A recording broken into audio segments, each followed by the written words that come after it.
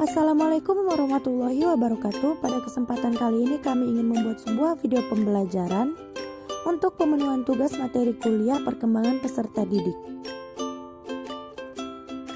oleh Bapak dosen Dr. Aman Simaremare MS Universitas Negeri Medan.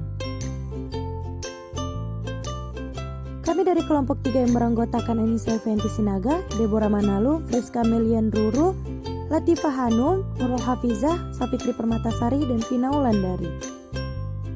Adapun judul yang akan kami bawakan yaitu mengenai perkembangan individu yang terdiri dari beberapa materi. Yang pertama perkembangan fisik, perkembangan perilaku psikomotorik, perkembangan bahasa, perkembangan perilaku kognitif, perkembangan perilaku sosial, perkembangan moralitas, perkembangan penghayatan keagamaan, perkembangan perilaku konatif, perkembangan kepribadian, dan perkembangan karir. Untuk materi yang pertama yang akan kami bawakan yaitu mengenai perkembangan fisik. Yang pertama, perkembangan anatomis adanya perubahan kuantitatif pada struktur tulang indeks tinggi dan berat badan, proporsi tinggi kepala dengan tinggi garis keajagan badan secara keseluruhan. Yang kedua, perkembangan fisiologis ditandai dengan adanya perubahan secara kualitatif, kuantitatif, dan fungsional dari sistem kerja biologis seperti kontraksi otot-otot, peredaran darah, dan pernapasan, sekresi, kelenjar, dan pencairan. Laju perkembangan berlaju secara berirama pada masa bayi dan kanak-kanak. Perubahan fisik sangat pesat. Pada usia sekolah menjadi lambat, mulai masa remaja terjadi amat mencolok, kemudian pada permulaan masa remaja akhir bagi wanita, dan penghujung masa remaja bagi akhir pria, laju perkembangan menurut sangat lambat bahkan menjadi mapan. Selanjutnya yaitu mengenai perkembangan perilaku psikomotorik. Perkembangan psikomotorik memerlukan adanya koordinasi fungsional antara neuromuscular system atau sistem saraf dan otot dan fungsi psikis, kognitif, afektif, dan konatif. Dua prinsip utama dalam perkembangan psikomotorik yaitu bahwa perkembangan itu berlangsung dari yang sederhana kepada yang kompleks, dari yang kasar dan global kepada yang halus dan spesifik dan terkoordinasikan. Selanjutnya yaitu perkembangan bahasa. Kemampuan berbahasa merupakan kemampuan yang membedakan antara manusia dengan hewan.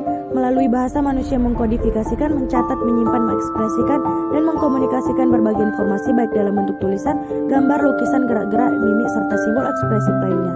Perkembangan bahasa dimulai dengan bahasa meraba, bicara monolog, haus nama-nama, gemar bertanya yang tidak selalu harus dijawab, membuat kalimat sederhana dan bahasa ekspresif, dan belajar menulis, membaca, dan menggambar pemulaan. Selanjutnya yaitu perkembangan perilaku kognitif. Perkembangan perilaku kognitif dengan berpatokan kepada hasil tes IQ menurut Bloom tahun 1946 mengungkapkan persentase taraf perkembangan sebagai berikut. Usia 1 tahun perkembangan sekitar 20%, 4 tahun sekitar 50%, 8 tahun sekitar 80%, dan usia 13 tahun sekitar perkembangan 92%. Yang pertama, tahap sensori motor 0-2 tahun. Inteligensi sensori motor dipandang sebagai inteligensi praktis yang berfaedah untuk berlanjut berbuat terhadap lingkungannya sebelum mampu berpikir mengenai apa yang sedang ia perbuat. Inteligensi individu pada tahap ini masih bersifat primitif, namun merupakan inteligensi dasar yang sangat berarti untuk menjadi fondasi tipe-tipe inteligensi tertentu yang akan dimiliki anak kelak. Sebelum usia 18 bulan, anak belum mengenal objek permanen, artinya benda apapun yang tidak ia lihat, tidak ia sentuh, atau tidak ia dengar, meskipun benda itu sesungguhnya ada. Dalam rentang 18-24 bulan barulah kemampuan objek permanen anak tersebut muncul secara bertahap dan sistematis.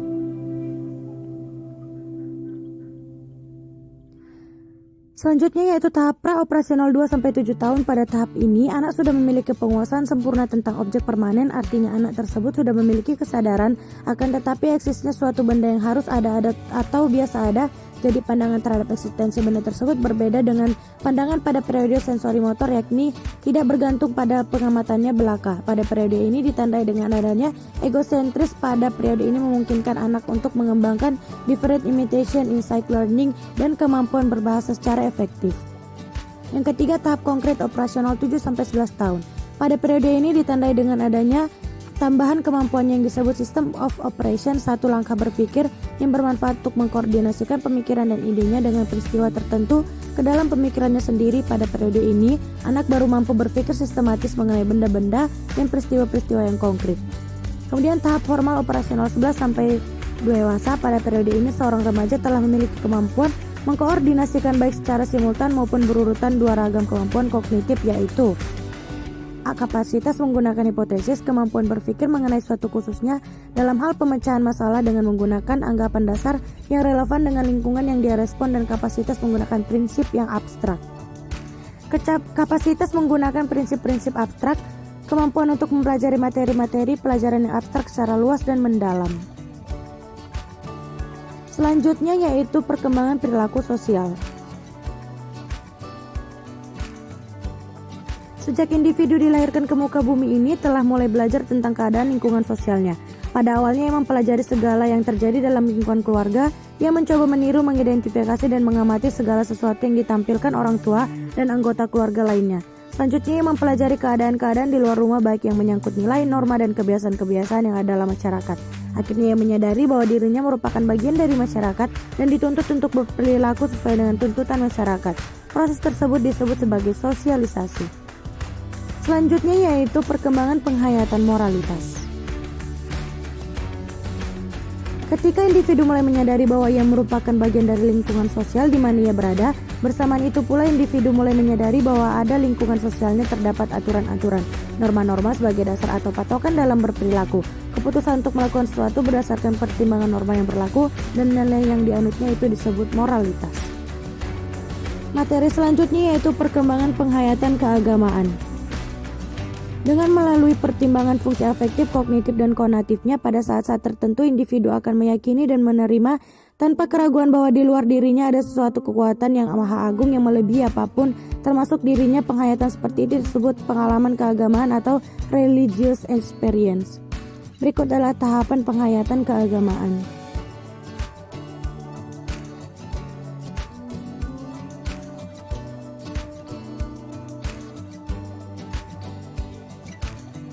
Materi selanjutnya yaitu perkembangan perilaku konatif.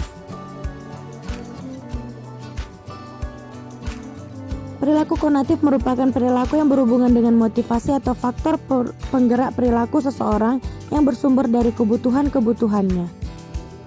Selanjutnya yaitu perkembangan emosional, yang mana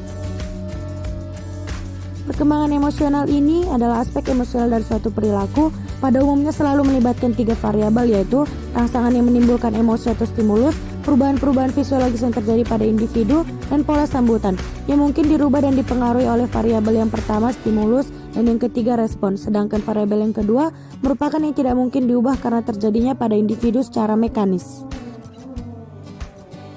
Selanjutnya yaitu materi perkembangan kepribadian.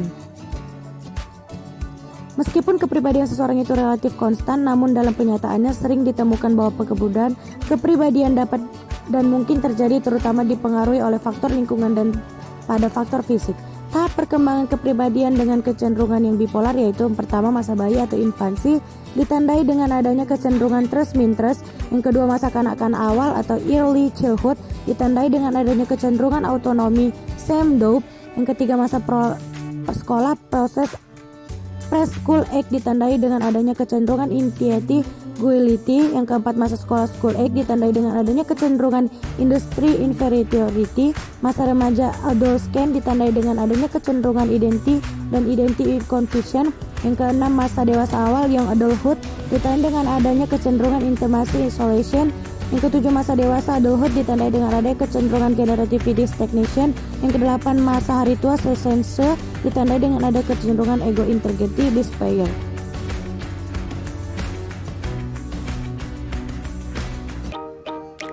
Untuk materi yang selanjutnya yaitu perkembangan karir.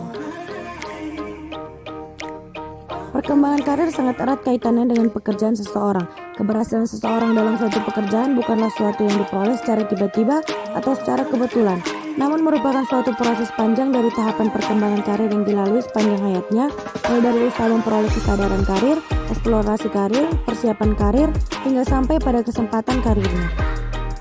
Baiklah, demikian video pembelajaran yang dapat kami sampaikan. Semoga materi-materi yang kami bawakan dapat bermanfaat bagi teman-teman semuanya. Jika ada kesalahan, kurang dan lebih, kami mohon maaf. Assalamualaikum warahmatullahi wabarakatuh. Kami ucapkan terima kasih.